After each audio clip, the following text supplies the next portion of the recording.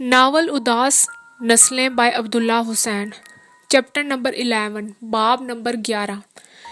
سرے سے اوپر نکلتی ہوئی سرخ گھاس میں بھینٹ لگی رائفل کی مدد سے راستہ بناتے ہوئے آخر کار وہ پانی کے کنارے پر آ نکلے۔ یہ ایک چھوٹی سی جھیل تھی جو جنگل کو دو حصوں میں جدا کرتی تھی۔ اس سے پرے پھر جنگل کا سلسلہ شروع ہو جاتا تھا۔ سیاہ اور سنہرے جنگل کے اوپر سورج غروب ہو رہا تھا اور سرخ دھوپ نے پانی میں آگ لگا رکھی تھی۔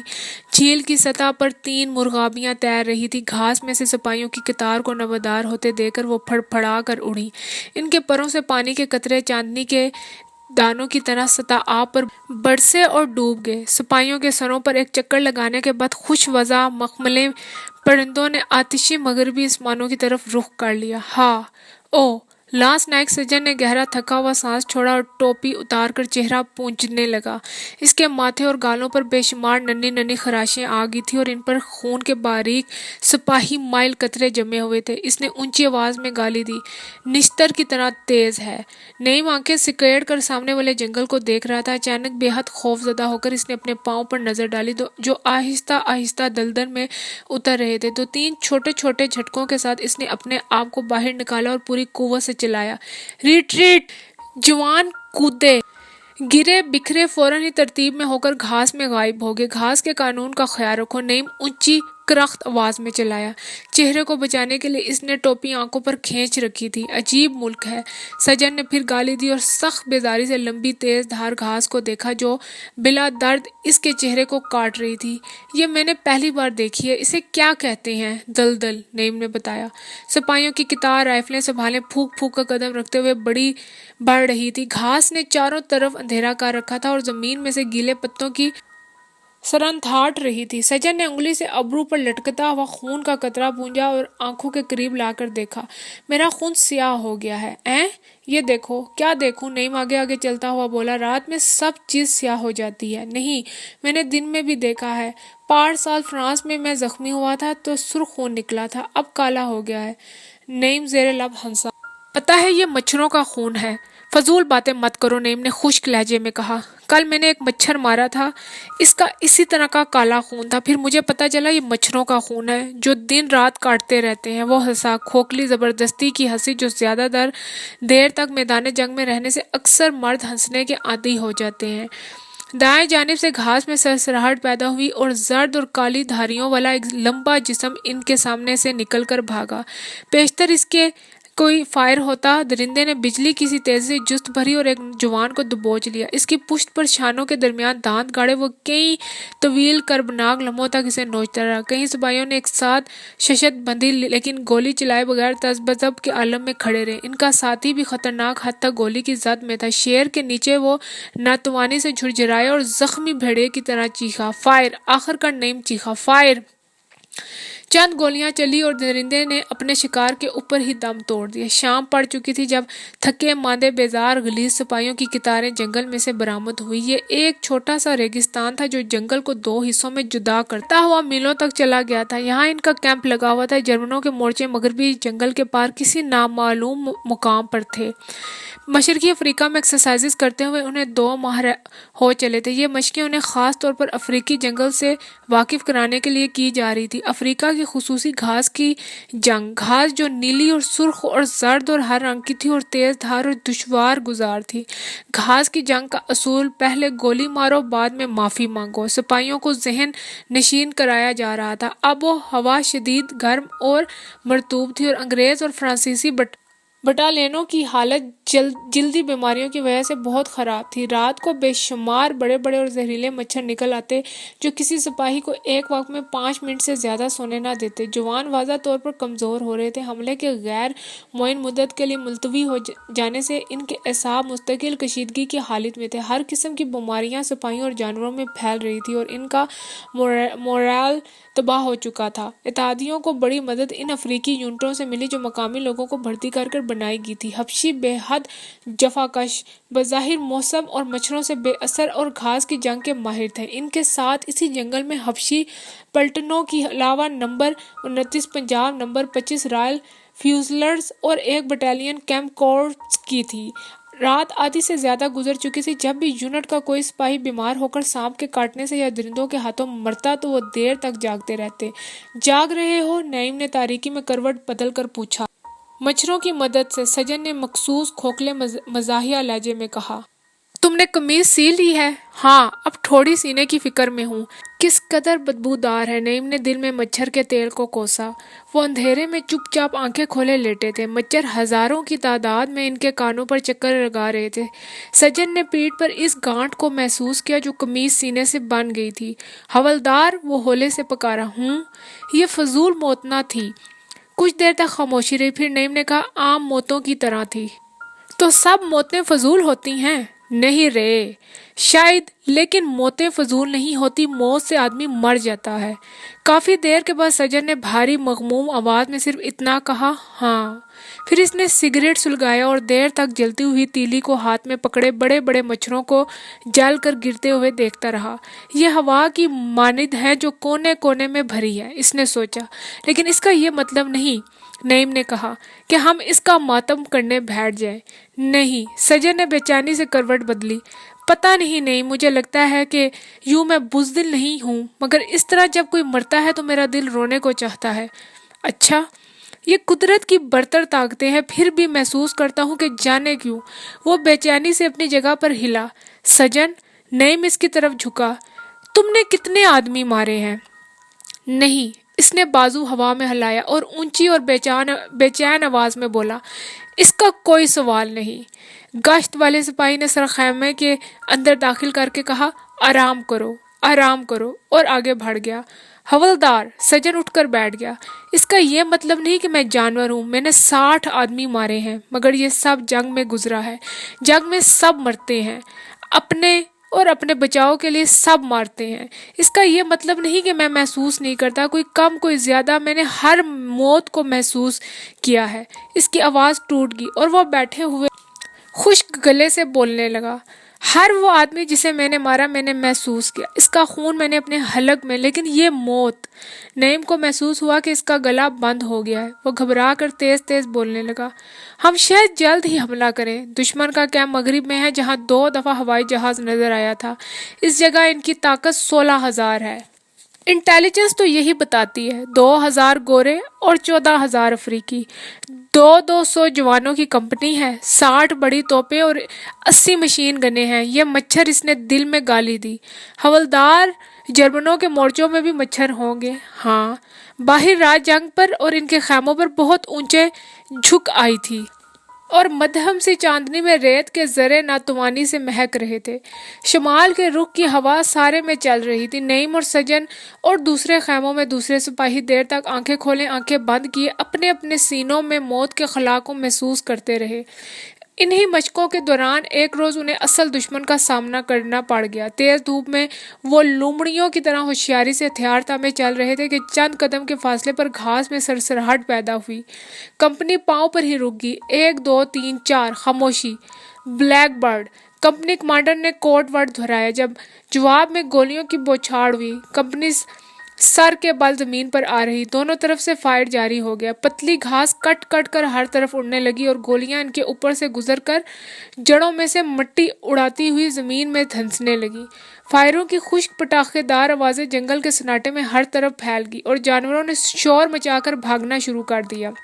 چند منٹ کے بعد سامنے سے گولی چلنی بند ہوگی اور وردیوں والے سپاہیوں کی ایک قطار گھاس میں سے سپاہی کے نکل کر ان پر ٹوٹ پڑی۔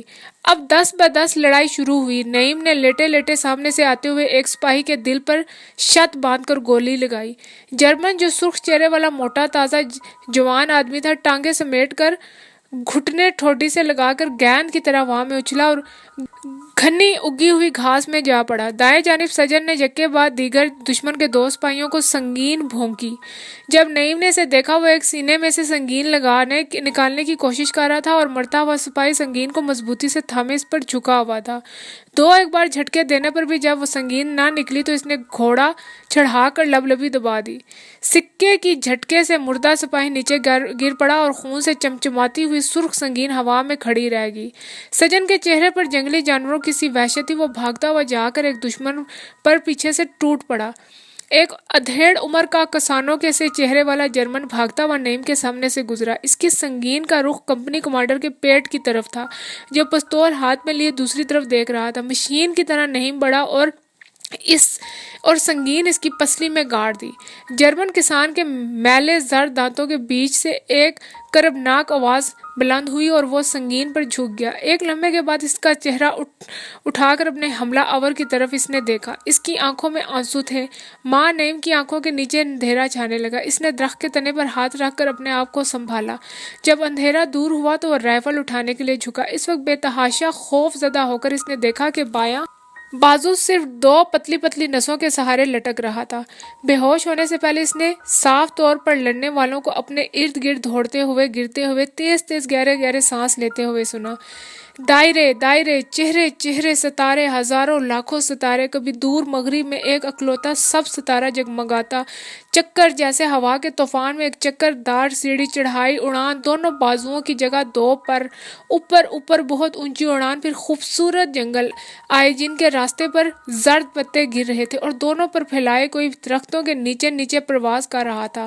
چہرہ چاند کی روشنی میں ستا ہوا غلیظ چہرہ، آگے سمندر آئے اور شکستہ آئے ساحل جن پر سفید بادبانی کشتیاں سکون سے کھڑی تھی، پھر وادی، بہت طویل وادی، اور سائے جن پر آہستہ آہستہ بارش ہو رہی تھی۔ چہرہ، موٹے موٹے ہونٹ اور بھوری آنکھیں، گہرے سائے اور خاموش نرم بارش، پھر ہونٹ ایک دم پھیل گئے اور سر پیچھے پھینک کر کوئی ہنسا۔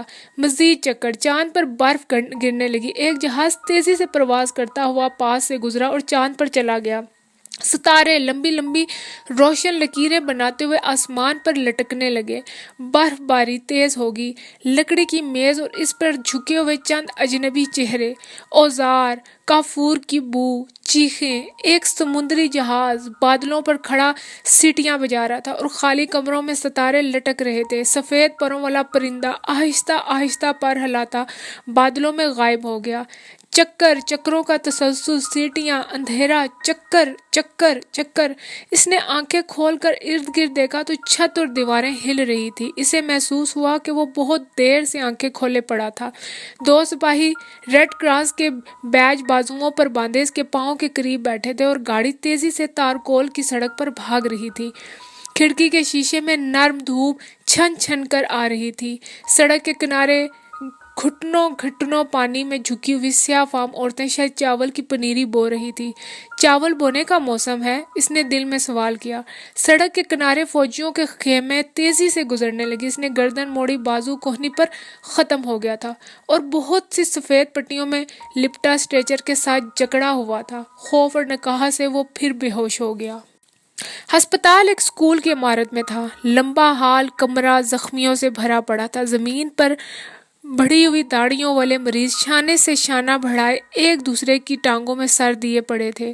ڈاکٹروں اور تیمارداروں کے گزرنے کا کوئی بھی راستہ نہ تھا اور ان کی ٹانگوں اور بازوؤں کے درمیان قدم رکھتے مریضوں کی کراہوں اور گالیوں کو نظر انداز کرتے ہوئے اپنا وہ کام جاری رکھے ہوئے تھے۔ باقی تمام کمرے اور برآمدے اور صحن زخمیوں سے اٹے پڑے تھے۔ صحت یاب ہوتے ہوئے مریض اپنی جگہ پر بیٹھے بیٹھے نئے آنے والوں کی چیخ و پکار کو بڑی ہی مانوسیت اور لاتعلقی سے دیکھتے رہے، جیسے تندرست بھینسیں بچہ جنتی ہوئی بھینس کو دیکھتی ہیں۔ نعیم کے ساتھ والے بستر پر کچھ دیر ہوئی ایک پٹھان سپاہی کو لایا گیا تھا جو ایک روز قبل زخمی ہوا تھا۔ اس کی ٹانگ گھٹنے کے اوپر سے کاٹ دی گئی تھی اور وہ بچوں کی طرح رو رہا تھا۔ اس کی داڑھی اور مونچھوں کے بال کیچڑ میں لتھڑے ہوئے تھے اور قمیض کے گندے کف پر جوئیں چل رہی تھی۔ ڈاکٹر کچھ دیر پہلے راؤنڈ کرتا ہوا اس کے پاس سے گزرا تھا۔ کیا حال ہے جوان؟ اس نے رک کر اپنے مخصوص اور بے حس لہجے میں پوچھا تھا۔ ہرکس کا بچہ، کیا حال ہے؟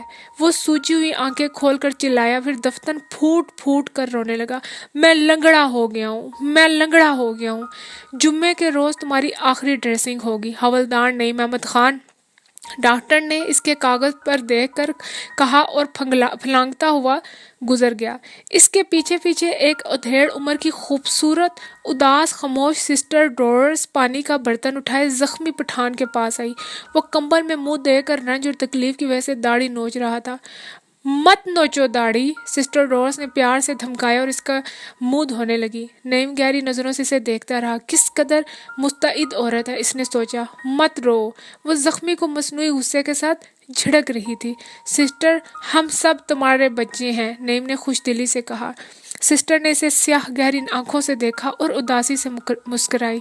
یاد ہے پچھلے مہینے جب تم آئے تھے تو اسی طرح رو رہے تھے؟ تم جھوٹ کہتی ہو، میں کبھی نہیں رویا۔ تمہیں اب یاد بھی نہیں رہا، اس وقت تم بہت چھوٹے تھے۔ وہ ہنسا۔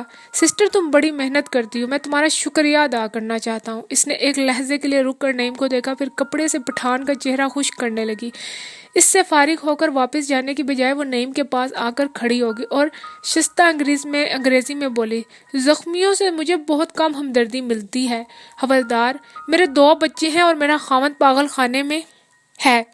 اس تمام عرصے میں میں نے غلیظ اور بدبودار انسانوں کی خدمت کی ہے، اس لیے کہ میرے بچے نفیس صاف ستھری فضا میں پل سکیں۔ وہ رکی۔ اس جگہ محض بیماری اور موت ہی نہیں ہوتی حوالدار، 7 دن کے بعد تم چلے جاؤ گے، لیکن اگلی بار جب تم زندگی کی خوبصورتی اور محنت اور اچھائی کو دیکھنا چاہو تو یہاں ضرور آ جانا۔ وہ گندے پانی کا برتن اٹھا کر بچتی بچاتی رستہ بناتی باہر نکل گئی۔ وہ آہستہ سے بستر پر سے اٹھا اور اپنے ہمسائے کے پاس جا کر کھڑا ہوا۔ تمہارا نام کیا ہے؟ امیر خان۔ گھر؟ کاکا خیل پشاور۔ کہاں زخمی ہوئے تھے؟ مجھے نام نہیں آتا۔ Regiment Frontier Force Rifles. اس تمام دوران میں زخمی کی نظریں اس کے آدھے بازو پر جمی رہی تھی۔ نعیم نے وہ بازو آگے بڑھایا اور ہنسا۔ ہاں، اس کو بھی کاٹ دینا پڑا۔ چند سیکنڈ تک زخمی تعجب سے اسے دیکھتا رہا، پھر ماں بچوں کی اسی بے تکلف مسکراہٹ اس کے چہرے پر پھیل گئی۔ ہمسائیگی کے ایک لمحے میں اس نے ایک مشترکہ دکھ کو پہچان لیا تھا۔ باہر برآمدے میں دوپہر سے پہلے کی دھوپ پھیل چکی تھی اور شفاف شیشے کی اسی فضا میں شہد کی مکھیاں اڑ رہی تھیں۔ آخری پٹی کروانے کے فوراً بعد نعیم نے یونٹ میں رپورٹ کی، جہاں سے اسے برگیڈ ہیڈ کوارٹرز میں بھیج دیا گیا۔ برگیڈ ہیڈ کوارٹرز کی اونچی مغربی طرز کی عمارت میں داخل ہو کر اس نے اپنے کاغذ کا ایک کلرک کے حوالے کیے اور برآمدے میں بیٹھ کر انتظار کرنے لگا۔ اسے بیٹھے بھی تھوڑی ہی دیر ہوئی تھی کہ پیچھے سے کسی نے اس کے کندھے پر ہاتھ رکھا۔ اس کے سامنے جاٹ نگر کا خالق کھڑا تھا۔ انہوں نے کسان فوجیوں کے انداز میں ایک دوسرے کو پکارا اور گرم جوشی سے مصافحہ کرنے لگے۔ پھر خالق کی نظریں اس کی لٹکتی ہوئی خالی آستین پر رک گئی۔ پیچھے سے میں تمہیں پہچان نہیں سکا۔ نعیم خاموش رہا۔ یہ ہاں، نعیم نے لاپرواہی سے کہا، میں زخمی ہوا تھا۔ اس نے سگریٹ نکال کر خالق کو دیا۔ دونوں خاموشی سے دھواں اڑانے لگے۔ تمہیں یاد ہے نعیم، جب ہم کبڈی کھیلنے کے لیے روشن پور آئے تھے تو اس ہاتھ کی ضرب سے تم نے میرا کان توڑ دیا تھا۔ اس نے غیر ارادی طور پر کان کو چھوا۔ نعیم ہنسا۔ تمہاری بددعا لگی ہوگی۔ مذاق مت کرو، مجھے دکھ ہوا ہے، کوئی اور بات کرو۔ نعیم نے بے چینی سے ارد گرد دیکھا۔ مجھے اصل میں وہ واقعہ یاد نہیں رہا، تم زخمی ہوئے تھے۔ میں سپلائی میں تھا، امبالہ بریگیڈ میں، اور سب لوگ۔ خالق آنکھیں سکیڑ کر ہولے ہولے بولنے لگا۔ عبداللہ کو پچھلے مہینے کراس ملا تھا۔ میرا بھائی طفیل حوالدار ہو گیا ہے، فرانس میں ہے۔ درشن سنگھ ناکارہ ہو کر واپس چلا گیا تھا۔ روشن پور کا مہندر سنگھ مارا گیا۔ نعیم کے ہاتھوں میں سگریٹ کانپنے لگا۔ خالق نے بات جاری رکھی۔ وہ بالکل گدھا نکلا۔ سنا ہے جب ان کی کمپنی ایڈوانس میں پڑی تو اس نے ہلنے سے انکار کر دیا۔ کمپنی کمانڈر کے بار بار حکم دینے پر بھی ٹس سے مس نہ ہوا۔ پھر؟ نعیم نے بے دہانی سے پوچھا۔ پھر کیا؟ ناچار کمپنی کمانڈر نے اسے وہیں پر شوٹ کر دیا۔ بڑا اچھا سپاہی تھا، پر ذرا یہاں پر کمزور تھا۔ خالق نے سر کو چھو کر بتایا۔ یہاں کا موسم بھی بہت عجیب ہے، نعیم نے بے چینی سے کہا۔ دھوپ نکلے تو گرمی نہیں، نہ نکلے تو سردی۔ تمہارا دوست تھا نا وہ، خالق نے کہا۔ نعیم نے لرزہ انگلیوں سے سگریٹ کے 3-4 کش لیے اور اسے دور پھینک دیا۔ پھر اس نے کپ کپاتے ہوئے ہونٹوں پر ہاتھ پھیرا۔ روشن پور میں وہ میرا واحد دوست تھا، لیکن وہ اس سے پہلے ہی مر چکا تھا، فرانس میں۔ فرانس میں؟ خالق نے صرف اتنا کہا۔ لوہے کے بینچ پر دونوں خاموش بیٹھے رہے۔ کچھ دیر بعد وہ ایڈجوائنٹ کے سامنے پیش ہوا۔ حوالدار نعیم احمد خان۔ یس سر۔ وہ تن کر کھڑا ہو گیا۔ ہمیں افسوس ہے کہ تم زخمی ہو، لیکن ریجمنٹ کو تمہاری بہادری پر فخر ہے۔ ہم نے ملٹری کراس کے لیے تمہاری سفارش کی ہے۔ اس سلسلے میں ابھی تک ڈویژنل ہائی کمانڈ کے احکامات کا انتظار ہے۔ بوڑھے کرنل نے اس کے چہرے پر سیدھے دیکھتے ہوئے کہا۔ رائفل اٹھا سکتے ہو؟ یس سر۔ اس عرصے میں تم زخمی قیدیوں پر ڈیوٹی دو گے؟ یس سر۔ ڈسمس۔ बरामदे में मुड़ता हुआ वो एक धचके के साथ रुका और पिछले पांव पर लौट आया। वो दो मरीज अभी तक बातें कर रहे थे। एक का चेहरा सूज कर कुप्पा हो रहा था, दूसरे की आंखों पर पट्टी बंधी थी, लेकिन इसके होंठ खूबसूरत थे और चमकीले जर्द रंग के बाल थे। इनसे अगले जख्मे के ऊपर बोतल लटक रही थी और रबड़ की नाली के जरिए इसके जिस्म में खून पहुंचाया जा रहा था। इससे अगले बाएं हाथ की कटी हुई उंगलियों पर खून आलूद पट्टी बंधी थी। इससे अगला जख्मी और इससे अगला और इससे अगला, वो सब भारी बेजार चेहरों के साथ लेटे और बैठे हुए थे और इनकी आंखों में दूध देने वाले जानवरों की सी बेबसी थी। नईम बेख्याली से उन्हें देखता हुआ गुजर गया। अगले मोड़ पर इसका सिपाही राइफल उठाकर अटेंशन हो गया। नईम ने कंधे पर राइफल को दुरुस्त किया और सीढ़ियों के ऊपर जा खड़ा हुआ। नीचे दो गलहरियां बैठी धूप सेंक रही थी। यकलख्त बेहद घबराकर वो मुड़ा और बरामदे में चलने लगा, लेकिन अगले विंग में जाने की हिम्मत न हुई। वो इसी बरामदे में चक्कर लगाता रहा। वो पहचान लेगा, एक ख्याल बार बार इसके जहन में उभर रहा था। यकीनन, खुदाया, ये कैसे सख्त जान लोग हैं। सीढ़ियों पर गुलारियां दुमे फैलाए एक दूसरे के पीछे भाग रही थी। अब क्या होगा, इसने सोचा। क्या होगा, क्या होगा? लाहौल वाला कुव्वता, मुझे इस तरफ के सिपाही को चेक करना है। बहरहाल सूजे हुए चेहरे वाले ने अपना बेतासुर चेहरा उठाया और बड़ी मुश्किल से आंखें खोलकर इसे देखा। मजबूती से जबड़े पर जबड़ा जमाया वो अगले विंग में मुड़ा और सीधा देखते हुए चलने लगा। सिपाही ने राइफल कंधे पर रखकर सलाम किया। वो दीवार पर नजरें जमाए इसके पास खड़ा रहा। इसने देखा है, इसने देख लिया है, यकीनन, कतई। इसके पांव हिल रहे थे। वो आधा एड़ियों पर घूमा। अब इसने देख लिया होगा। बाजू से देखने पर मैं पहचाना जाता हूँ। पता नहीं, शायद। वो इसी तरह खड़ा रहा। हवा से इसकी खाली आस्तीन हिल रही थी। सामने वाले दरख्त के मैले जर्द पत्तों पर बारिश बहुत देर से नहीं हुई थी। वो मेरा क्या कर सकता है? हाँ, वो क्या कर सकता है? कुछ नहीं। इस ख्याल ने इसे बेहद सुकून पहुंचाया। वो हैरान होकर अब तक वो क्या सोचता रहा था। सामने पिचके हुए गालों वाला अधेड़ उम्र जर्मन किसान दीवार से टेक लगाए आंखें बंद किए बैठा था। वो आहिस्ता आहिस्ता चलता इसके सामने से गुजर गया। आगे जाकर वो मुड़ा और जख्मी के सरसों की तरह के जर्द करख्त नकूश वाले चेहरे पर नजरें गाड़ दी। वो आंखें बंद किए बैठा रहा। नईम दोबारा इसके सामने से गुजरा। तीसरी बार जब वो इसके करीब से गुजरा तो जख्मी ने आंखें खोल दी और सोई सोई बेजार नजरों से इर्द गिर्द देखने लगा।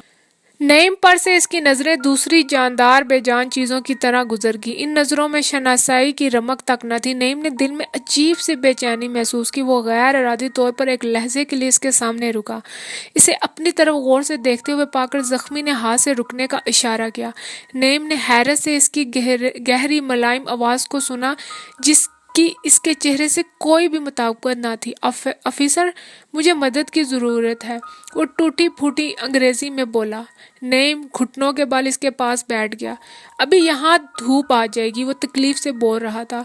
हर रोज़ एक ऐसा ही होता है, यहाँ तक कि धूप। मेरा मतलब है कि अगर मुझे कमरे में जगह मिल जाए तो। नईम खामोशी से उठकर डॉक्टर के पास आया। डॉक्टर, एक मरीज सख्त तकलीफ में है। डॉक्टर ने उकताई हुई नज़रों से इसकी तरफ देखा। वो एक मामूली ऑपरेशन की तैयारी कर रहा था। धूप सारी इस पर आ जाती है। धूप तो हर जगह आ जाती है, डॉक्टर झंझला कर बोला। मेरा मतलब है डॉक्टर कि इसे कमरे में डाल दिया जाए। वो मरीज पर झुक गया। लेकिन कैप्टन, नईम आगे बढ़ा, वो सख्त तकलीफ में है। डॉक्टर औजार बर्तन में रख कर सीधा खड़ा हो गया। तुम्हें इसकी इतनी फिक्र क्यों है? हैं? तुम्हारा बाजू क्या गधा चबा गया था? मगर कैप्टन, वो तो मरीज जर्मन। सब ने देखा है कि गुस्से के मारे डॉक्टर के कान सुर्ख हो गए और इसकी गर्दन के बाल उठ खड़े हुए। आखिर इसने अपने आप पर काबू पा लिया और दांत पीस कर धीमा सा सूर कहने के बाद औजारों पर झुक गया। नईम ने एक आखिरी कोशिश की। कैप्टन सर, वो मेरे एक दोस्त की तरह है। इसका चेहरा बहुत अजीज दोस्त, वो फ्रांस में मारा गया था। ज्यादा से ज्यादा तुम बरामदे में तरपाल लटका सकते हो, डॉक्टर ने झुके झुके कहा। सिपाही की मदद से तरपाल लगा चुकने के बाद वो इसके पास जा खड़ा हुआ। जख्मी इसी गहरी नर्म आवाज में बोला, मैं तुम्हारा शुक्रिया अदा करता हूँ सार्जेंट। तुम कहाँ जख्मी हुए थे? ईगर नजू की दलदल में। तुम? मैं, अरे फ्रांस में। नईम ने झूठ बोला। इसने आंखें मीच कर सर दीवार के साथ लगा दिया। इसके पथरीले चेहरे पर सिर्फ होंठों के गिर्द हल्का सा तबस्सुम था। इसके सीने पर छोटे छोटे सुर्ख दाने निकले हुए थे और पसली और पेट पर पट्टियां बंधी हुई थी। नईम राइफल के पट्टे पर हाथ रखे से देखता रहा। میں نے تمہیں دیکھا تھا، تمہاری آنکھوں میں آنسو تھے، مجھے پہچانتے ہو؟ اس نے دل میں کہا۔ زخمی قیدیوں کا ہسپتال ایک قدیم گرجا گھر کے احاطے میں تھا۔ نعیم سیڑھیاں چڑھ کر برآمدے میں داخل ہوا۔ زخمی بہت کم بات کرتا تھا۔ وہ ہر روز نعیم کو دیکھتا اور ہولے سے مسکرا دیتا۔ گو نعیم اسے دیکھتے ہی اسے باتیں کرنے اور اس کی آواز سننے کے لیے بےتاب ہو جاتا۔ ہر روز اس کے پاؤں کے پاس رک کر وہ پوچھتا کیسے ہو، جس کے جواب میں اس کے منجمد چہرے پر صرف ہونٹ مسکراتے اور وہ آنکھیں بند کر دیتا۔ نعیم کے دل میں بے چینی کا بوجھ بڑھتا جا رہا تھا۔ اس روز نعیم کو دیکھ کر اس کی آنکھیں غیر معمولی طور پر چمکنے لگی۔ نعیم گھٹنا ٹکا کر اس کے پاس بیٹھ گیا۔ تم نے میری مدد کی تھی سارجنٹ، میں بھی تمہارے لیے کچھ کرنا چاہتا ہوں۔ بات کرنے میں اس کی آنکھوں میں وہی نامعلوم سی نرمی آ گئی جس کو دیکھنے والا محسوس نہیں کرتا تھا لیکن بعد میں ہمیشہ کے لیے واضح طور پر یاد رہتی ہے۔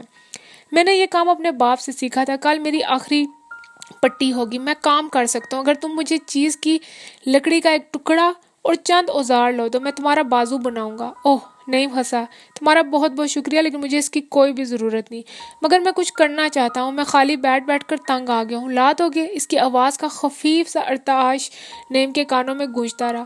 اچھا، اس نے سر جھکا کر کہا، تمہیں کون سے اوزار چاہیے؟ اگلے دن نعیم نے 3 اوزار اور چیڑ کا 2 فٹ کا لمبا ٹکڑا لا کر اسے اس کے آگے رکھ دیا۔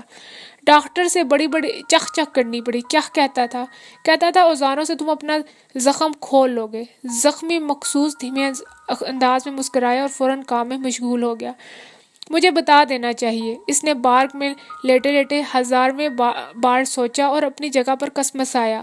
اس کی بے خواب آنکھیں جل رہی تھی اور وہ بڑی دیر سے پشت پر لیٹا تاریک چھت کو گھور رہا تھا۔ نصف رات کے بعد نیند آنی شروع ہوئی اور ایک شدید تر کربناک کیفیت اس پر طاری ہوگی۔ روزانہ رات کو اسی طرح ہوتا تھا، نیند آتی مگر وہ سو نہ سکتا۔ بخار کی طرح جلتا ہوا خمار اس کی آنکھوں میں بھر جاتا جو آہستہ آہستہ اس کے سارے جسم کو گرفت میں لے لیتا۔ وہ جمائیوں پر جمائیاں لیتا، آنکھیں نیند کے بوجھ تلے بند ہو جاتی، جسم ڈھیلا پڑ جاتا، پھر ایک بے چینی اس کے دل سے نکلتی اور سارے جسم پر پھیل جاتی اور وہ مرتے ہوئے بیل کی طرح جھرجھرانے لگتا۔ وہ انسانی جذبات کے شدید کربناک دور سے گزر رہا تھا۔ چند دنوں میں وہ نمایاں طور پر دبلا ہو گیا تھا اور بے خوابی کا خلا اس کی آنکھوں میں پھیل رہا تھا۔ وہ نہیں چاہتا تھا کہ زخمی سپاہی اپنے کام کو جاری رکھے۔ ہر روز رات کو وہ فیصلہ کرتا کہ صبح جاتے ہی اس سے تمام اوزار چھین لے گا اور لکڑی کا وہ کمبخت ٹکڑا نوچ کر پھینک دے گا یا اس کو ساری بات بتا دے گا، لیکن ہر روز صبح برآمدے میں داخل ہوتے ہی اس کے حواس جواب دے جاتے اور اس کا ارادہ دوپہر کی برف کی طرح پگھلنے لگتا اور اسے دیکھتے ہی زخمی کے چہرے پر ہلکی سی منجمد مسکراہٹ پیدا ہوتی اور وہ جلدی سے جھک جاتا۔ یہ سب تم کیا کر رہے ہو؟ ایک روز نعیم نے خفگی سے کہا۔ وہ چہرہ اٹھا کر تعجب سے اسے دیکھنے لگا۔ اب میں بتا دوں گا، اب میں اسے بتانے والا ہوں سب۔ نعیم نے سوچا، سنو ایک بات تمہیں بتاؤں؟ زخمی اسی طرح دیکھتا رہا۔ نعیم نے اس کی کوری مخلص آنکھوں میں جھانک کر دیکھا اور ندامت سے ادھر ادھر دیکھنے لگا۔ کیا ہے؟ کچھ دیر کے بعد جرمن نے پوچھا۔ کچھ نہیں، ڈاکٹر کہہ رہا تھا تمہارے لیے کام کرنا اچھا نہیں۔ میں ٹھیک ہوں، لکڑی پر جھکنے سے پہلے اس نے کہا۔ بیٹھے بیٹھے نعیم کا جی گھبرانے لگا۔ تم باتیں کیوں نہیں کرتے؟ اس نے پوچھا۔ کرتا ہوں، بہت کم۔ باتیں کروں گا تو کام کیسے ختم ہوگا؟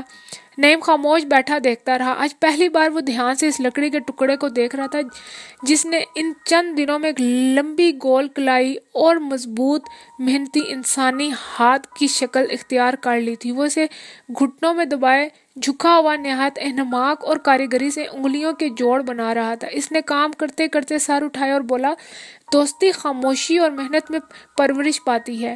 باتیں ہم بازاروں اور دکانوں میں کرتے ہیں، تم میرے دوست ہو۔ نعیم نے مسکرا کر کہا، میں سمجھتا ہوں، مگر ہم تو دشمن ہیں، ایک دوسرے کے خلاف لڑ رہے ہیں۔ نہیں، وہ جھکا جھکا بولا، میں یہ سب نہیں سمجھتا۔ کیا فرق پڑتا ہے؟ وہ سب میدان جنگ میں تھا، سب۔ یہاں تم نے میرے اوپر احسان کیا ہے، میں نے تمہارے لیے محنت کی ہے، ہم دونوں دوست ہیں۔ پھر ہاتھ روک کر اس نے سر اٹھایا۔ سنو، ہیمبرگ کے قریب میرا گاؤں ہے، میں 30 سال تک وہاں رہا ہوں اور کسی سے نہیں لڑا۔ اب اگر واپس چلا گیا تو کسی سے نہیں لڑوں گا۔ کیا فرق پڑتا ہے؟ یہاں اگر میں لڑا یا تم لڑے تو کون قصوروار ہے؟ مجھے سب پتا ہے۔ میں ترکھان کا کام کرتا تھا، لیکن گاؤں کی عدالت والے مجھ سے آ کر مشورہ لیا کرتے تھے۔ یہ سب زندگی کا بھاؤ ہے۔ کسی بات سے کوئی فرق نہیں پڑتا، میں جانتا ہوں۔ اس کی آواز بلند ہوگی اور آس پاس کے چند زخمی دلچسپی سے اسے دیکھنے لگے۔ وہ جلدی سے لکڑی کے ٹکڑے پر جھک گیا۔ باتوں کے جوش کی وجہ سے ابھی تک اس کے زرد ہاتھوں میں کپکپاہٹ تھی۔ یہ محنتی ہاتھ ہے، نیم لکڑی کو چھو کر بولا۔ یہ ایک ایماندار آدمی کا ہاتھ ہے، زخمی نے سنجیدگی سے کہا۔ زرد مٹیالے بالوں کی ایک لٹ اس کے ماتھے پر ہل رہی تھی۔ برگیڈ ہیڈ کوارٹر سے لوٹنے کے بعد نعیم پہلی بار رات بھر سویا۔ سونے سے پہلے اس نے آنکھیں بند کر کے دل میں کہا، کل میں اسے بتا دوں گا، آخر کیا فرق پڑتا ہے جب کسی بات سے کوئی فرق ہی نہیں پڑتا۔ سورج گرجے کے کلکس پر چمک رہا تھا جب وہ کمپاؤنڈ میں داخل ہوا۔ اس کے پاس جانے سے پہلے وہ دیر تک برآمدوں اور کمروں کے چکر لگاتا رہا۔ آج وہ دونوں ہاتھ سینے پر باندھے آنکھیں بند کیے دیوار سے ٹیک لگائے بیٹھا تھا۔ نعیم آہستہ آہستہ چلتا اس کے پاس جا کھڑا ہوا۔ وہ کاہلی سے آنکھیں کھول کر مسکرایا۔ تم جاگ گئے؟ نعیم نے پوچھا۔ میں جاگ رہا تھا، مجھے پتہ چل جاتا ہے جب تم آتے ہو۔ نعیم کا دل بیٹھ گیا۔ آج تو تم بہت تر و تازہ نظر آ رہے ہو، جرمن نے کہا۔ مجھے ملٹری کراس مل گیا ہے، کل برگیڈ ہیڈ کوارٹرز میں پیشی تھی، آج میرا یہاں آخری دن ہے۔ جرمن کی آنکھوں میں چمک پیدا ہوئی۔ میں خوش ہوں، اس نے کہا اور کمبل میں سے اوزار اور لکڑی کا بازو نکال کر اس کی طرف بڑھایا۔ شکر ہے، کل میں نے اپنا کام ختم کر لیا تھا۔ نعیم نے چیزیں اس کے ہاتھ سے لے کر جلدی سے بڑے کوٹ کی جیب میں ڈال لی۔ چند لمحے تک وہ ادھر ادھر دیکھتے رہے۔ تمہیں افسوس ہے؟ نعیم نے پوچھا۔ کیوں؟ اپنے ملک میں ہوتے ہو تمہیں بھی کراس ملتا۔ اوہ وہ ہنسا۔ کیا فرق پڑتا ہے، میں اپنے گاؤں واپس جا کر کام شروع کرنا چاہتا ہوں بس۔ نعیم کھسک کر اس کے قریب ہو گیا۔ سنو، تم بھاگنا چاہتے ہو؟ جرمن نے چونک کر اس کی طرف دیکھا۔ مجھے بتاؤ، نعیم نے تیز تیز سانس لیتے ہوئے سرگوشی میں کہا۔ میں تمہاری مدد کر سکتا ہوں۔ اتنے عرصے میں پہلی بار وہ ہنسا، کسانوں کی طرح منہ کھول کر گہری مختصر ہنسی۔ اوہ نہیں، اس نے نفی میں سر ہلایا۔ مجھے افسوس ہے، میں زندہ رہنا چاہتا ہوں۔ چند سال قید میں کاٹ کر میں واپس چلا جاؤں گا، دیانتدار آدمی کی طرح۔ مجھے یقین ہے مجھے گولی نہیں ماریں گے، میں نے کوئی قصور نہیں کیا۔ اس نے ہاتھ آگے بڑھایا۔ تمہارا بہت بہت شکریہ۔ بہرحال میں خوش ہوں کہ جنگ کے باوجود بھی ہم دوست بنے۔ میں تمہیں یاد رکھوں گا۔ دیر تک وہ ایک دوسرے کی آنکھوں میں دیکھتے اور مصافحہ کرتے رہے۔ اب میں اسے بتا رہا ہوں، ابھی، اس نے سوچا۔ دوست؟ اس نے پوری قوت سے اس کا ہاتھ دبایا اور دیر تک دبائے رکھا، پھر گرم جوشی سے ہلانے لگا اور ہلاتا رہا۔ خدا حافظ۔ آخر بند ہوتے ہوئے گلے سے اس نے کہا اور اٹھ کر تیزی سے برآمدے میں مڑ گیا۔ آخری سیڑھی پر پاؤں رکھ کر اس نے آخری بار مڑ کر دیکھا تو سامنے لیٹے اور بیٹھے ہوئے مریضوں کی لمبی قطار تھی۔ اس کے دماغ میں زور سے کوئی چیخا۔ جیب میں لکڑی کے ٹکڑے پر اس کی گرفت مضبوط ہو گئی تھی۔ وہ مڑا اور تیزی سے سیڑھیاں اتر گیا۔ زندگی میں پہلی بار اس کا جی چاہا کہ چیخیں مار مار کر روئے۔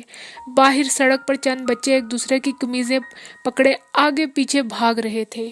ناول اداس نسلیں بائے عبداللہ حسین۔ حصہ دوم، ہندوستان۔ افسردگی سوختہ جانا ہے کہر میر، دامن کو ٹک ہلا کے دلوں کی بجھی ہے آگ۔ میر تقی میر۔ باب نمبر 12، چیپٹر نمبر 12۔ گاؤں کی سوئی سوئی گرد آلود فضا اسی طرح قائم تھی۔ ان برسوں میں روشن پور کے 20 نوجوان اجنبی سرزمینوں میں ہلاک ہو گئے تھے۔ جنگ کے میدانوں میں بکھرے ہوئے ان کے محبوب مضبوط جسم تیز دھوپ میں بخارات بن کر اڑ گئے اور نئے سیلابوں نے، نئی آندھیوں اور طوفانوں نے ان کی ہڈیاں زمین میں دبا دی۔ 20 عورتیں بیوہ ہوگی اور لڑکیاں محبت میں غریب ہوگی۔ روشن پور کی زمینوں میں سیلاب آئے اور فصلیں تباہ ہوگی اور کسان قرضے اور بھوک کے نیچے جھک گئے۔ جانور بیماری سے مر گئے یا بھوکے کسانوں نے کاٹ کر کھا لیے اور عورتوں اور بھینسوں کے دودھ سوکھ گئے۔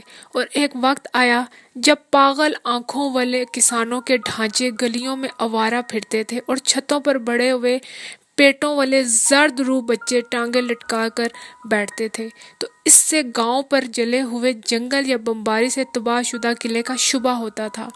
لیکن نیا موسم اپنے پورے رنگ روپ اور آب و تاب کے ساتھ آیا۔ سیلاب کا پانی اتر گیا اور بارشوں سے گرے ہوئے مکانوں کی دیواریں کھڑی کی گئی، اور ہر دم جوان ہوتے ہوئے لڑکوں، بیلوں اور بوڑھے ہوتے ہوئے کسانوں نے سیلاب کی ڈالی ہوئی سیاہ سرخیز مٹی میں ہل چلایا اور گیہوں اور چنے اور دوسرا اناج بویا۔ دن رات کی کڑی محنت سے کھیتوں میں سبز ریشمی فصل اٹھی اور گندم کے دانوں میں گدا پڑا، اور عورتوں کی چھاتیاں دودھ سے بھر گئی، اور ان کی کوکھ میں انسانی بیج بڑھنا شروع ہوا، اور تخلیق کی پرسکون شفاف فضا ہر طرف پھیل گئی۔ لڑکیوں نے نئے نئے جوانوں سے محبتیں لگائی اور رو رو کر اور گمشدہ محبوب یاد کر کر کے انہیں بتایا کہ جنگ کیسے خراب شے ہوتی ہے، کتنی خراب شے ہوتی ہے۔ فصلوں کے درمیان کھڑے ہو کر کسانوں نے پرکنات نظروں سے دیکھا کہ صبح کی تازہ بے زر دھوپ ان کی گلیوں اور مکانوں کی ممٹیوں میں داخل ہوئی ہے، اور گہرے نیلے بے داغ آسمان کے مقابل مکڑی کے چمکیلے تار اور آگ کی بوڑھی میاں گاؤں کے اوپر اوپر لہرانے لگی، اور بچے ان کو پکڑنے کے لیے شور مچاتے ہوئے دوڑے پھر رہے تھے۔ سورج اونچا ہوا تو دھوپ ان کے سینوں اور دالانوں میں پھیل گئی، اور ایک خواب آلود مٹیالی گرد نے جو زندگی اور کام کی علامت ہوتی ہے گاؤں کو لپیٹ میں لے لیا، اور کھیتوں میں سے اٹھ کر وہ سائے میں آ بیٹھے اور دوپہر کا کھانا کھانے اور تمباکو پینے لگے۔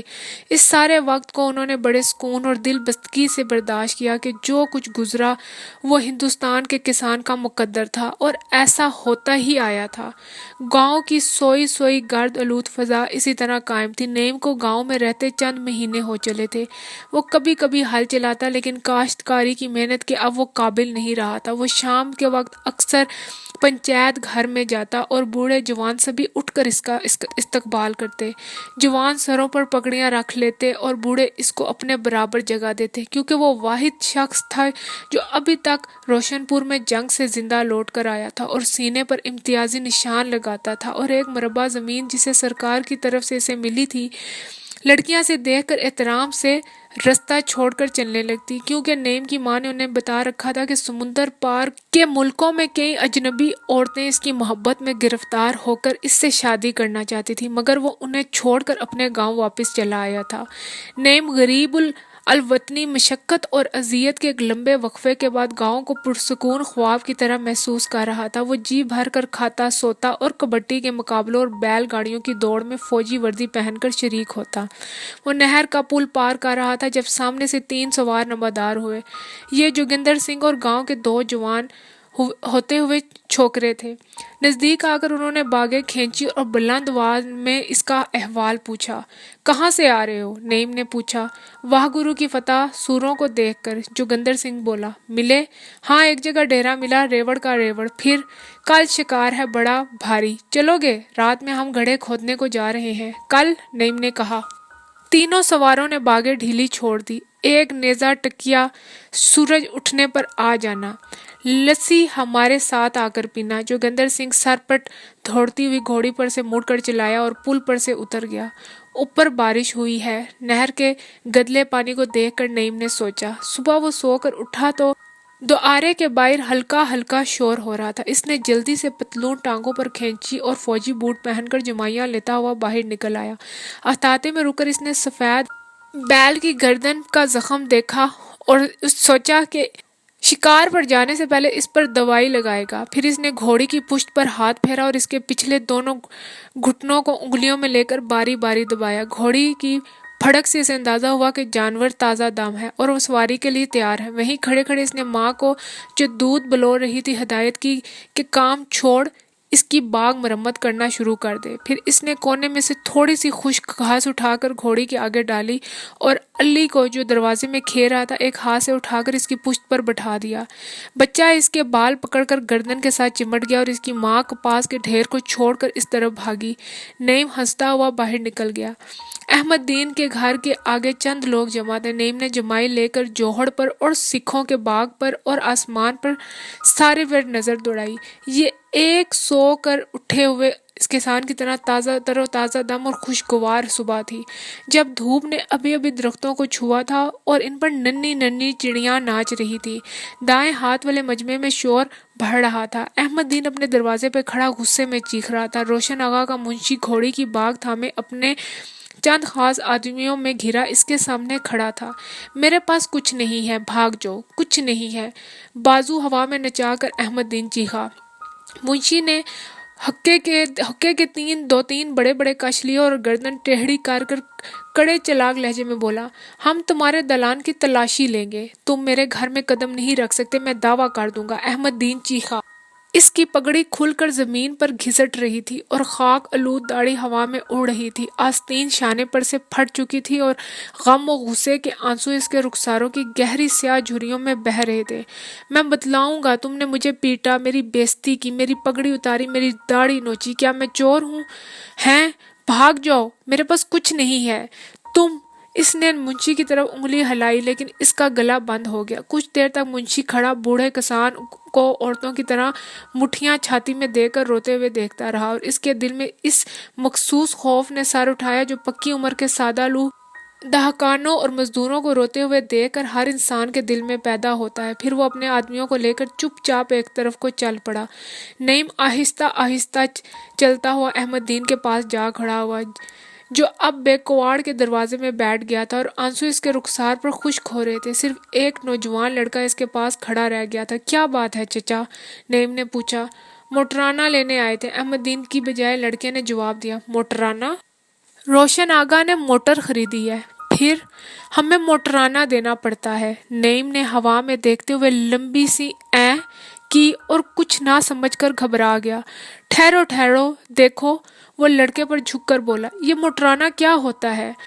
جاگیردار نے موٹر خریدی ہے، ہمیں اناج دینا پڑتا ہے، لڑکے نے کہا۔ کتنا؟ یہ زمین کے حساب پر ہے، میرے پاس 20 ایکڑ ہے اور ایک جوڑی ہے، میں نے ایک دھڑی دیا ہے۔ روشن آغا کے حصے میں سے؟ نہیں، اپنے حصے کا۔ کیوں؟ لڑکا سٹپٹا گیا۔ بس ہم پر لازم ہے۔ میں ضرور دیتا، احمد دین نے سینے پر ہاتھ رکھ کر کہا۔ 100 دفعہ دیتا، چوہدری پر میرے پاس کچھ نہیں ہے، اگر میں موٹرانہ دے دوں تو 8 مہینے بھوسا کھانا پڑے، یہ دیکھو۔ اس نے دونوں ہاتھ اس کے سامنے پھیلا دیے۔ میں نے ساری زمین میں پھینک دی ہے، کسی نے میری مدد نہیں کی، میں نے خود ساری بیائی کی ہے، میرا بیٹا جنگ میں مارا گیا ہے اور آج انہوں نے مجھے پیٹا ہے۔ میری داڑھی۔ اس نے لرزتے ہوئے بدصورت ہاتھ نعیم کے آگے پھیلائے رکھے جن کے پورے خشکی کی وجہ سے تڑک چکے تھے۔ نعیم جیب میں ہاتھ دیے سر جھکا کر چلتا ہوا واپس آ گیا۔ نیاز بیگ چمڑے کے تاگے سے باغ مرمت کر رہا تھا۔ تم نے بھی موٹرانہ دیا ہے؟ صحن میں کھڑے ہو کر اس نے خفگی سے پوچھا۔ ہماری تو اپنی زمین ہے، ہم کیوں دیں گے؟ اس کے باپ نے چھاتی پھیلا کر کہا۔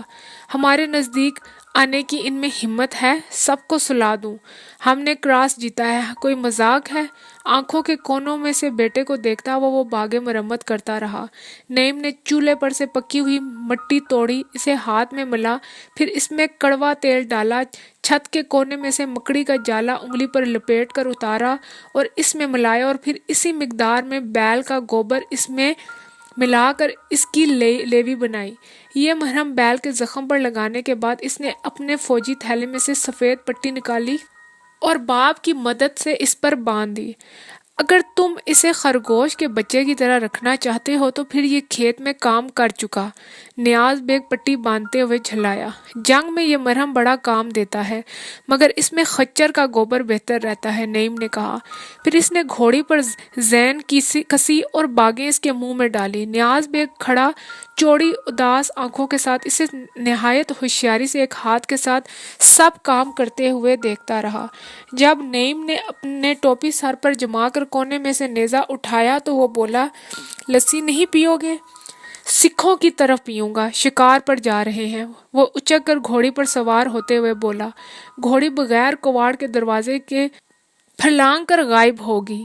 جنگل گھنا تھا اور وہ شیشم، کیکر اور جھنڈ کے درختوں کے نیچے نیچے 3 میل تک چلتے گئے۔ جگہ جگہ پر مردہ کوے اور دوسرے چھوٹے موٹے پرندے مرے پڑے ہوئے تھے۔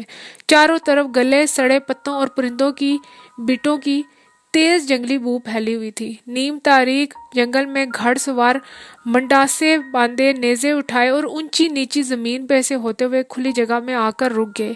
यहाँ पर दरख्त कम थे और सूरज की रोशनी हमवार जमीन पर पड़ रही थी। खुली जगह देखकर घोड़े जोर से हनाए। एक सवार ने बड़ी सी गाली दी, जगा देंगे साले, और नेज़े का दस्ता घोड़े के सर पर दे मारा। वहां पर सब उतर पड़े। सूरज सर पर पहुंच चुका था। इस वक्त आराम कर रहे होंगे, ये इनके आराम का वक्त है। गाली देने वाला सवार नईम को शिकार के बारीक नुक्ते समझाने लगा। सोते में से जगाया जाए तो अंधा हो जाता है, फिर इसे कुछ सुझाई नहीं देता।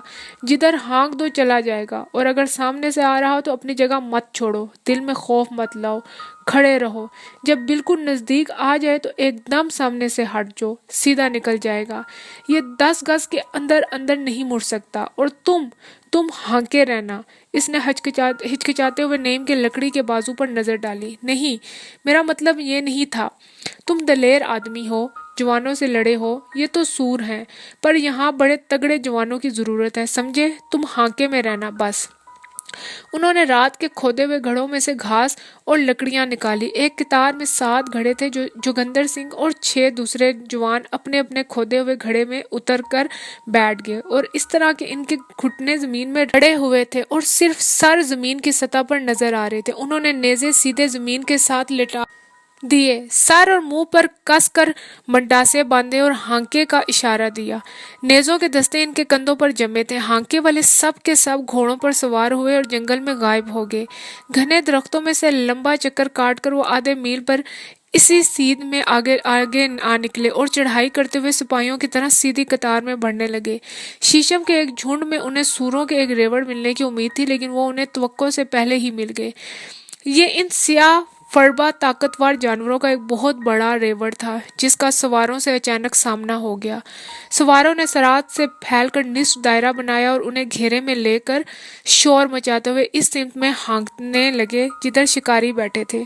सारा जंगल क़यामत के शोर से जाग उठा। परिंदे फड़फड़ा कर उड़े और छोटे छोटे जंगली जानवरों में भगदड़ मच गई। सवार अपने नेज़े सरों से ऊपर उठाए चीखें मारते हुए हंका लगा रहे थे। सूर इस अचानक हमले से घबराकर चीखें मारते हुए इधर उधर भाग निकलने की कोशिश में आखिरकार इसी सिमत में बढ़ते हुए जा रहे थे जिधर को हाँकने जा रहे थे। इस वक्त इंसानों, सूरों और घोड़ों की चीखों में इम्तियाज करना नामुमकिन था। नईम ने सारे जिस्म में मुकम्मल सुरूर की वो लहर दौड़ती महसूस की जो इंसान हर इंसानी कैद से आज़ाद होकर आमदन जानवरों का रवैया अख्तियार करते वक्त महसूस करता है। इस जंगली माहौल में जान लेने की कदीम जालिम इंसानी ख्वाहिश इसके दिल में पैदा हुई।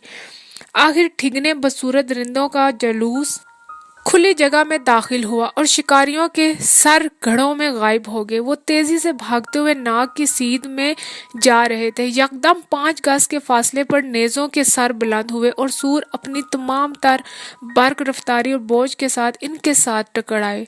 नेज़े इनकी गर्दनों, सीनों और शानों में उतर गए। जख्मी जानवर पीछे हटे, चीख मार कर आगे बढ़े, पीछे हटे, लेकिन फौलाद की तेजानी के आगे इनकी पेश न गई, और नेज़ा जो सिर्फ आगे ही आगे जा सकता था, इनकी फरबा गंदी हुई चर्बी की तहें फाड़ता हुआ नीचे उतरता गया। नेज़े के दस्ते शिकारियों के कंधों में गड़े जा रहे थे और वो दांत पीसकर जोर लगाते हुए दोनों हाथों से उन्हें थामे बैठे थे। पहले हल्ले में सिर्फ 2 जानवर रुके। सवार फैलकर 2 हिस्सों में बंट गए और घोड़ों को एड़ लगाकर रेवड़ के जंगल में गायब होने से पहले इनके आगे पहुंचकर उन्हें वापस मोड़ लें। शिकारियों ने घड़ों में पांसा पलट कर पोजीशन ली और नेज़े पीछे से आने वाले गले के सामने कर दिए। जोगिंदर सिंह की सीध में एक सूर आया। इसने दांत पीस कर नेज़ा इसके सीने पर जमा दिया। नेज़ा एक ताकतवर झटके से सीने की सख्त खाल और को अधेड़ता हुआ शाने की तरफ बढ़ा और अपने पीछे सफ़ेद चर्बी की लकीर नंगी करता हुआ बाहर को फिसल गया। सूर इंतहाई तेज रफ्तारी से आकर इसके घड़े में गिरा और इसकी तेज कैंचली ने शिकारी की पुश्त पर कंधे से लेकर रीढ़ की हड्डी तक 6 इंच लंबा गहरा घाव डाल दिया। जोगिंदर सिंह के मुंह से दर्द की बुलबुलाहट उठी। दूसरे ही लम्हे जख्मी जानवर एक झांसे के साथ बाहर निकला और भाग गया। اس بار میں 3 اور سور شکاریوں کے ساتھ زور آزمائی کر رہے تھے۔ اگلے حلے میں چھٹا شکاری بھی مصروف ہو گیا تو ریوڑ کو نکل جانے دیا گیا۔ چیخیں مارتا ہوا خوف زدہ درندوں کا سیلاب برق رفتاری سے جنگل میں غائب ہو گیا۔ جوگندر سنگھ اٹھا اور شیشم کے ایک بڑے درخت کے تنے سے ٹیک لگا کر بیٹھ گیا۔ اس کا چہرہ زرد تھا اور پشت پر سے خون بہہ رہا تھا۔ ایک بہت بڑے گھیر والے تنے کے پاس سے گزرتے ہوئے نیم کو سور کی پچھلی ٹانگیں دکھائی دی۔ گھوڑی کا رخ موڑ کر وہ دوسری طرف جا نکلا۔ سور جڑ کے پاس بیٹھا تھا اور سینے سے لے کر شانے تک اس کی کھال کا چتھڑا لٹک رہا تھا۔ سفید سفید گھنی چربی میں سے خون نکل کر زمین پر جمع ہو رہا تھا۔ وہ زخمی آنکھوں سے نیم کی طرف دیکھتا ہوا پھنکارتے ہوئے بھاری بھاری سانس لینے لگا۔ گھوڑی زور سے ہنہنائی۔ اس وقت دفتن نیم کے دل میں خوفناک بے بس جانور کو دیکھ کر ایک ننگی طاقتور پاگل خواہش پیدا ہوئی اور اس کے سوچنے کی قوت مفقود ہو کر رہ گئی۔ وہ کود کر اترا اور نیزہ اس کے زخم پر رکھ دیا۔ سور نے خلاف امید ایک خفیف سی جھرجھری لی اور چپ چاپ بیٹھا رہا۔ نیم نے نیزہ دبایا۔ سور زور سے سر جھٹک کر اٹھا اور آہستہ آہستہ آگے بڑھنے لگا۔ نیم نے گھٹنے زمین میں گاڑ دی اور کندھے پر نیزے کا دستہ جما کر ایک ہاتھ سے اسے تھامے رکھا، لیکن اس نے محسوس کیا کہ جانور اس کی طاقت سے باہر تھا۔ سور پھنکارا اور ایک جھٹکے سے آگے بڑھا۔ نیم نے خوف اور تحفظ سے نفس کی خواہش کے ایک انتہائی حساس لہجے میں بے حد واضح طور پر نیزے کی انی کے چربی کی تبیز تہوں کو پھاڑنے کی آواز سنی۔ کھر کھر ہے یہ کیا کرتے ہو چودھری؟ دور سے ایک آواز آئی اور وہ سب گھوڑے دوڑاتے ہوئے وہاں پہنچے اور کود کود کر اترنے لگے۔ چھوڑو مت چودھری، زور لگاؤ، ہے شاباش، وہ چلائے۔ نیزہ اونچا رکھو، آگے سے کندھا نیچا، گھٹنے گاڑو، ہٹ تیرے سور کا۔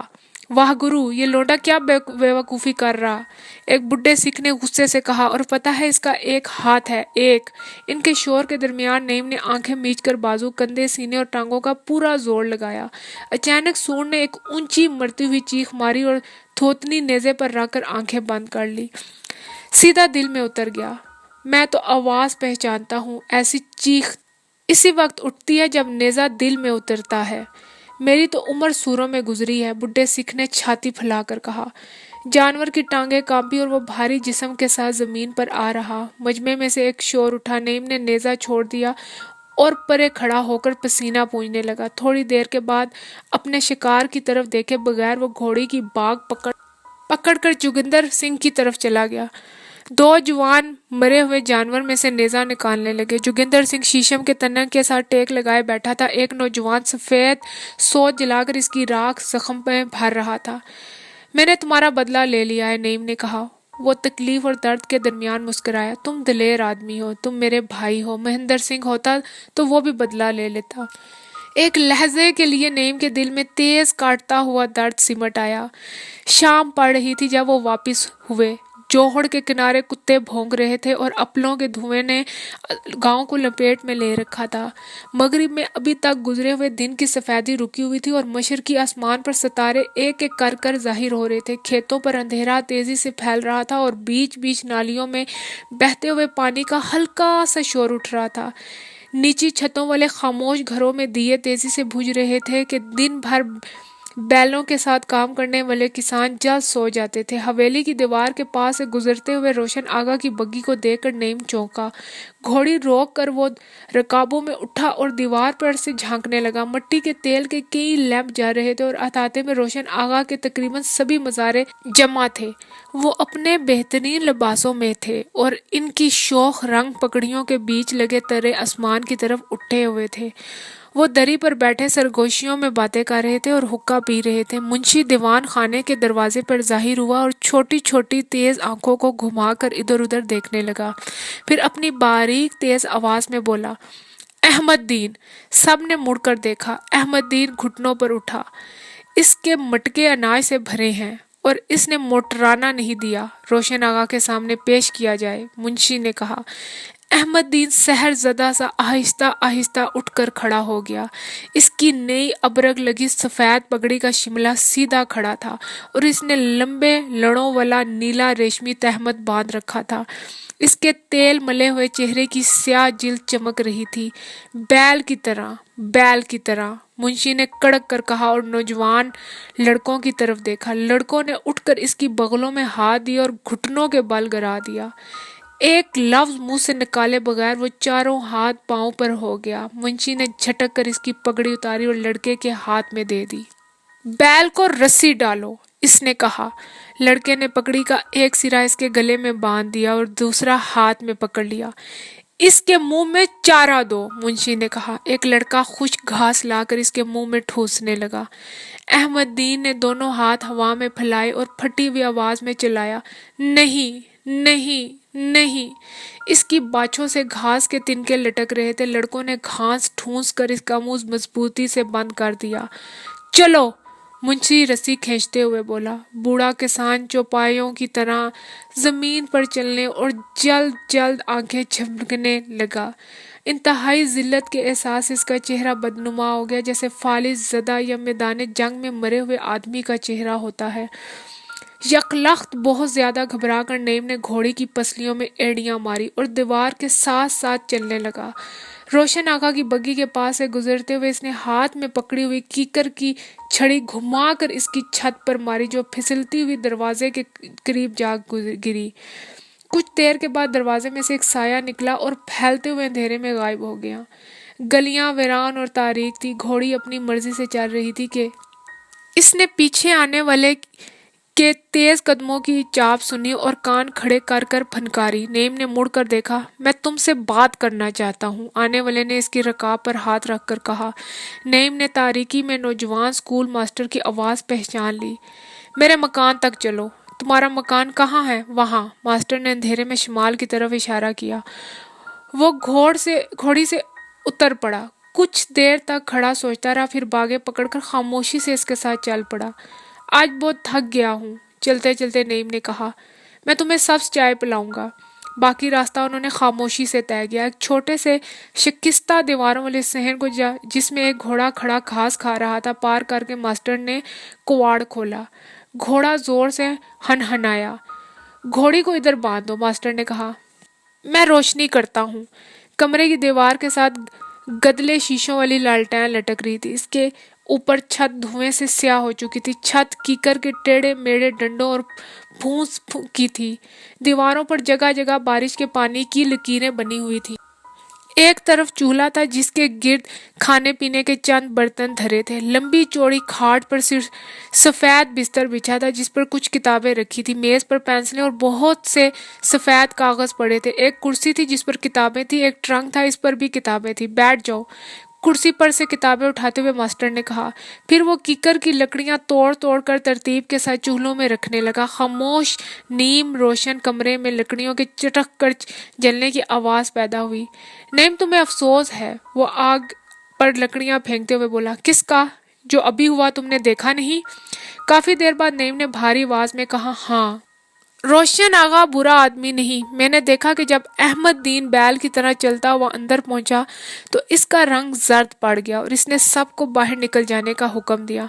وہ پانی کی کیتلی آگ پر رکھ کر اٹھ کھڑا ہوا۔ لیکن یہ بکواس ہے، ہمیں اس سارے چکر کو ختم کرنا ہے۔ نعیم نے چونک کر اس کی طرف دیکھا۔ ماسٹر نے کواڑ بند کر کے کنڈی چڑھا دی اور نعیم کے سامنے آ کھڑا ہوا۔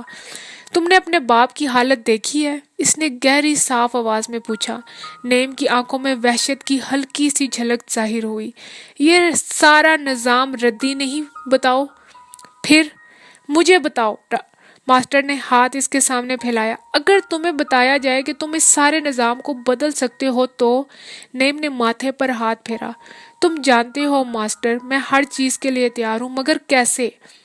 ماسٹر جواب دینے کی بجائے جا کر چائے بنانے لگا۔ وہ 25-30 کے لگ بھگ جوان آدمی تھا، لیکن اس کے بڑے سے لمبوترے چہرے پر داڑھی بہت گھنی اور کھردری تھی اور جلد موٹی اور شکن آلود تھی۔ وہ ایک غریب کسان تھا۔ چائے کے 2 پیالے میز پر رکھ کر وہ کھاٹ پر بیٹھ گیا اور کونیاں میز پر رکھ کر آگے کو جھکا۔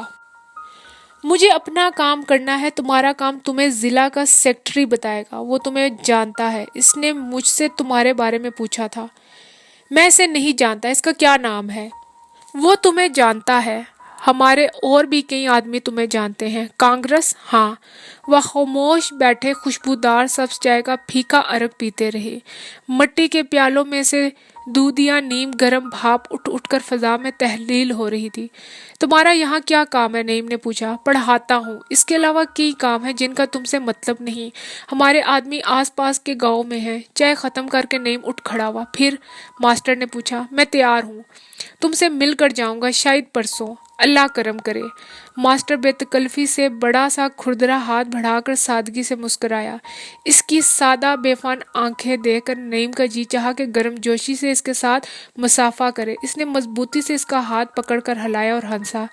اپنے اپنے راستے پر جانے سے پہلے رفاقت کے اس ایک لمحے میں اس نے اس اجنبی کے لیے بے پناہ دوستی کا جذبہ محسوس کیا۔ سر جھکائے بیٹھا، گھوڑے کو قدم قدم چلاتا ہوا وہ سنسان گلیوں میں داخل ہوا۔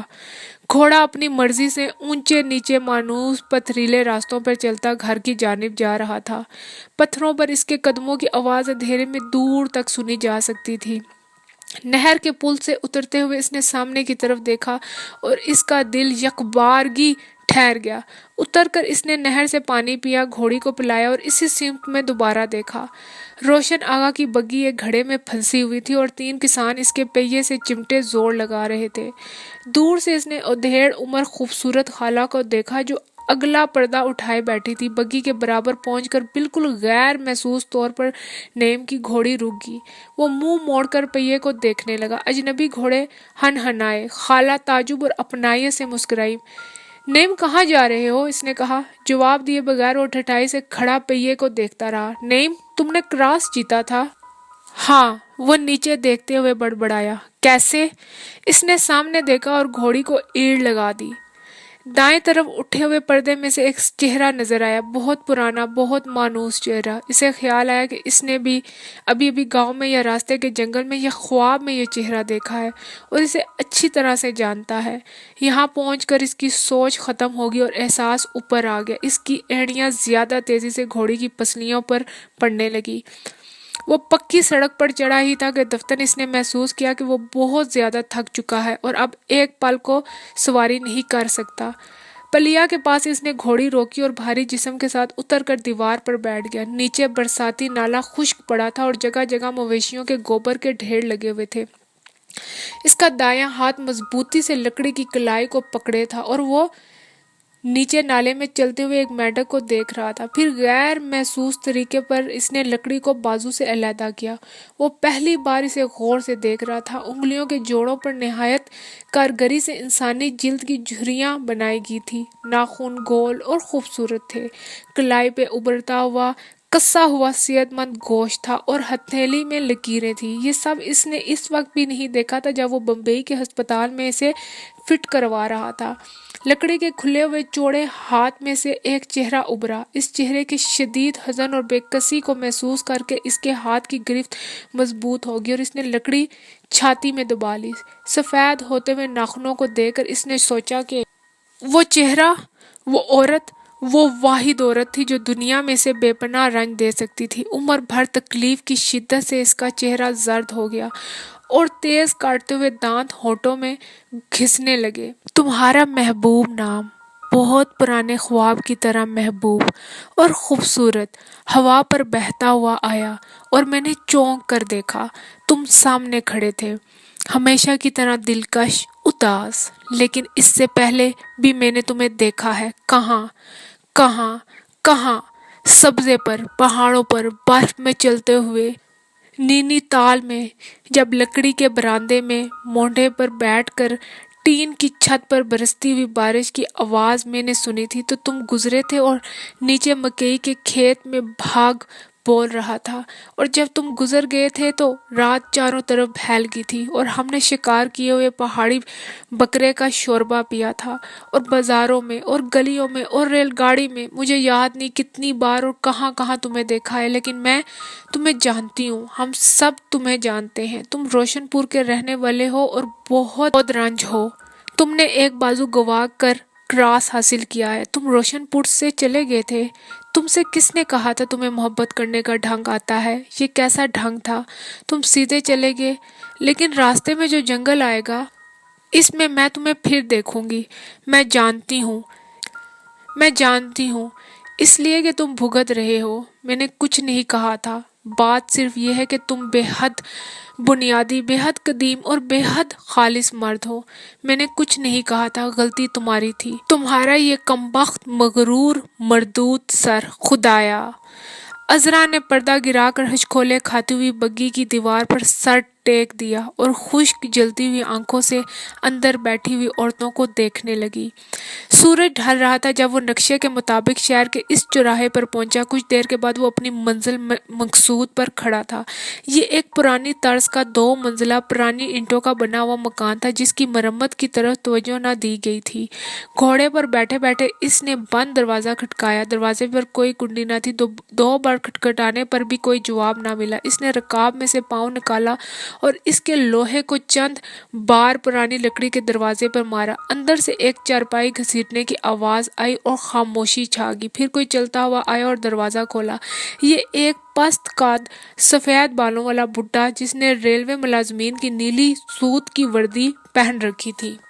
اس کا چہرہ عام محنتی لوگوں کا سا تھا۔ یہاں کون رہتا ہے؟ نعیم نے پوچھا۔ میں رہتا ہوں، بڈھے نے سکون سے جواب میں کہا۔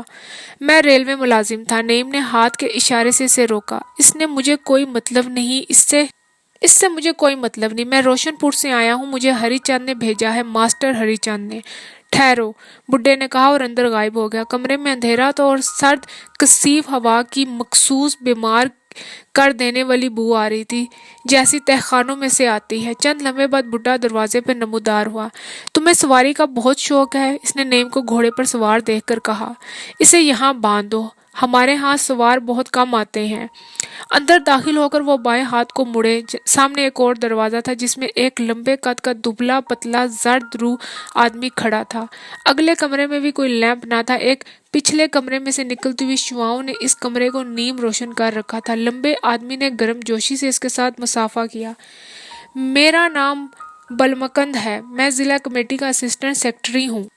وہ پچھلے کمرے میں داخل ہوئے۔ اس کمرے کی چھت نیچی تھی اور 3 جگہ پر کیکر کے پتلے تنے چھت کو سہارا دینے کے لیے زمین پر کھڑے کیے گئے تھے۔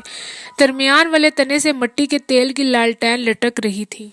اس کے نیچے ایک بہت بڑی بے ڈھنگی سی میز رکھی تھی جس پر لکھے اور ان لکھے کاغذوں کے انبار لگے تھے۔ ایک پرانا لکڑی کا قلمدان اور درمیان میں پڑا تھا۔ سٹول پر ایک ملگجے بالوں والا شخص کوہنیاں میز پر رکھ کر جھکا ہوا تھا۔ اس کا چشمہ میز پر پڑا تھا۔ دوسرے سٹول پر ایک نوجوان بیٹھا چند کاغذ دیکھ رہا تھا۔ ان دونوں کے داخل ہونے پر ملگجے بالوں والے نے سر اٹھایا۔ اس کا چہرہ میلے سانولے ہوئے رنگ کا تھا، جیسے گھوڑے کی لد کے اپلوں کا ہوتا ہے۔ روشن پور سے ہری چند نے انہیں بالمکند نے کہا۔ روشن پور سے؟ بوڑھے نے حیرت انگیز طور پر جوان آواز میں دہرایا۔ نعیم احمد خان۔ اس نے اٹھ کر گرم جوشی سے مضافہ کیا۔ میں تمہیں جانتا ہوں، تمہیں کچھ دیر انتظار کرنا پڑے گا، میں ابھی فارغ ہوتا ہوں۔ بالکمند۔ پھر وہ سر ہاتھوں میں لے کر بیٹھ گیا۔ پھر اس نے چشمہ اٹھا کر لگایا اور نوجوان کی طرف دیکھ کر تعصب سے سر ہلایا۔ یہ تو برا ہوا، بہت برا۔ آتشدان کے قریب سٹول پر بیٹھتے ہوئے نعیم نے دیکھا کہ سیکرٹری کی میز کی 2 ٹانگیں ٹوٹ چکی تھی۔ ایک کی جگہ کیکر کی ٹیڑھی میڑھی موٹی شاخوں میخوں سے جڑی گئی تھی اور دوسری طرف اوپر نیچی رکھی ہوئی اینٹیں میز کو سہارا دیے ہوئی تھی۔ کمرے میں اسی تہخانے والی بو کے ساتھ مٹی کے تیل اور جلتی ہوئی سوت کی بتی کی بو شامل تھی۔ بغیر پتے کا ایک لفافہ نوجوان کے ہاتھ میں تھمانے کے بعد وہ نعیم کی طرف متوجہ ہوا۔ آؤ یہاں بیٹھو، تمہیں دیکھ کر میں بہت خوش ہوا ہوں۔ میں تمہیں 2 سال سے جانتا ہوں، تم مئی 1913 کی روشن محل کی پارٹی میں تھے۔ نعیم نے بے حد چونک کر اسے دیکھا، جیسے وہ کسی دوسری دنیا کی بات کر رہا ہو۔ میں نے تمہیں دور سے دیکھا تھا، اسی وقت سے ہم تمہاری تلاش میں تھے، لیکن جب ہم نے یہاں پر دفتر قائم کیا تو تم جنگ پر جا چکے تھے۔ وہ سر ہاتھوں میں لے کر آہستہ آہستہ دبانے لگے۔ کانگریس کے لیے کام کرو گے؟ اسی لیے آیا ہوں۔ نعیم نے مٹی کے تیل کی بو حلق میں محسوس کی۔ ہاں، یہ پوچھنے کی ضرورت نہ تھی، مگر تم نے جنگ میں نوکری کی ہے اور امتیاز کے ساتھ۔ اوہ! نعیم نے جلدی سے اس کی بات کاٹی۔ اس سے کوئی فرق نہیں پڑتا۔ ٹھیک ہے، ہمارے پاس فنڈز نہیں ہیں، ہم صرف روٹی اور کپڑا مہیا کر سکتے ہیں، اور ہو سکتا ہے کہ تمہاری کراس کی زمین بھی چلی جائے، ضبط ہو جائے۔ کہا نا کوئی فرق نہیں پڑتا۔ اچھا، وہ سٹول گھسیٹ کر نعیم کے قریب ہو گیا۔ ہمیں تعلیم یافتہ نوجوانوں کی سخت ضرورت ہے، خصوصاً اس کام کے لیے جو تمہارے ذمہ تھا۔ یہ کام عرصے سے میرے دماغ میں تھا۔ جتنا دشوار یہ کام ہے، اس سے زیادہ دشوار اس کے لیے موزوں آدمی کے انتخاب کا سوال تھا۔ تم اس کے لیے موزوں ترین آدمی ہو، میں جانتا ہوں، مگر تمہیں تربیت کی ضرورت ہے۔ تم 15 دن یہاں رہو گے، بالمکان تمہیں سب کچھ بتا دے گا۔ میرے پاس آنے کی تمہیں اب ضرورت نہیں، مگر جاتی دفعہ مجھ سے مل کر جانا۔ خدا حافظ۔ اس سے مصافحہ کرتے ہوئے نعیم نے محسوس کیا کہ اس کے مردہ چہرے کے برعکس اس کے ہاتھوں کا لمس اس کی آواز کی مانند حیرت انگیز طور پر جوان اور گرم تھا۔ درمیانی کمرے میں آ کر بالمکان نے لالٹین روشن کی۔ کمرے میں صرف ایک چارپائی تھی جس پر بستر لگا ہوا تھا۔ بالمکان نے اس کی طرف اشارہ کیا۔ یہ میرا بستر ہے، تم اس پر سو سکتے ہو۔ جوئیں ووئیں نہیں ہیں، بے فکر رہو۔ تم کہاں سو گے؟ نعیم نے پوچھا۔ میں بھی سو جاؤں گا، اس نے لاپرواہی سے کہا۔ نعیم نے ٹوپی اتار کر اس کے ساتھ گرد آلود چہرہ صاف کیا اور بستر کے کونے پر بیٹھ گیا۔ میں سویر سے بھوکا ہوں۔ چاول پک گئے ہوں گے، بالمکان نے اپنے آپ سے کہا۔ کچھ دیر کے بعد نعیم نے گوبھی کے شوربے کے ساتھ سرخ ابلے ہوئے چاول پیٹ بھر کر کھائے اور بالمکان سے ہاتھ کا بنا ہوا سگریٹ قبول کیا، جس کا کاغذ خاصا ردی تھا۔ 2 ہفتے کے بعد نعیم نے سیکرٹری کی میز پر سے اٹھ کر مصافحے کے لیے ہاتھ بڑھایا۔ خدا حافظ۔ خدا حافظ، سیکرٹری نے اس کا ہاتھ دباتے ہوئے کہا۔ اچھی طرح سے سوچو، سمجھو، دیکھو اور سنو، اور وہی کرو جو مناسب اور درست ہو، اور اپنی جان کی حفاظت کرو۔ تم میرے بیٹے ہو، لیکن سب سے اول تم ہندوستان کے بیٹے ہو۔ خدا حافظ۔ دروازے پر وہ بالمکان سے رخصت ہوا۔ تم بہت خطرناک لوگوں میں جا رہے ہو، مگر ہم میں سے کسی کو یہ کام بھی کرنا تھا۔ بالمکان نے اپنی تیز چمکیلی آنکھوں سے، جو اس کے چہرے پر اجنبی دکھائی دیتی تھی، دیکھتے ہوئے کہا۔ تمہاری زندگی، تمہاری نسبت ہمارے لیے بہت قیمتی ہے، بہت زیادہ۔ میں دعا کروں گا کہ تم ہندوستان کی آزادی اپنی آنکھوں سے اپنے وجود کی پوری قوتوں کے ساتھ دیکھو، اور بالمکان، نعیم نے لالٹین کی دھندلی روشنی میں سے مخاطب کیا، تمہاری آنکھیں بہت غیر معمولی ہیں، مجھے پسند ہیں۔ بالمکان لڑکیوں کی طرح شرمایا اور اس کے زرد چہرے پر ہلکی سی سرخی دوڑ گئی۔ زندگی کی زیادہ تر قوتیں جو ہم پر عمل پیرا ہوتی ہیں، عموماً آنکھوں پر اثر انداز ہوتی ہیں۔ تم بھی جب اصل زندگی کی تکلیف دہ اور گرد آلود محنت کے چند سال گزار لو گے اور تمہارے جسم پر چند اور خراشیں آ جائیں گی، تو تمہاری آنکھیں بھی غیر معمولی ہو جائیں گی، یا روشن یا اندھی، یہ تمہاری آنکھوں پر منحصر ہے۔ وہ منہ موڑ کر کھڑا ہو گیا۔ اس کے چہرے پر جو لالٹین کی روشنی میں آ گیا تھا، الوداعی نظر ڈالتے ہوئے نعیم نے اس کے ہونٹوں کی خفیف اداس مسکراہٹ کو محسوس کیا۔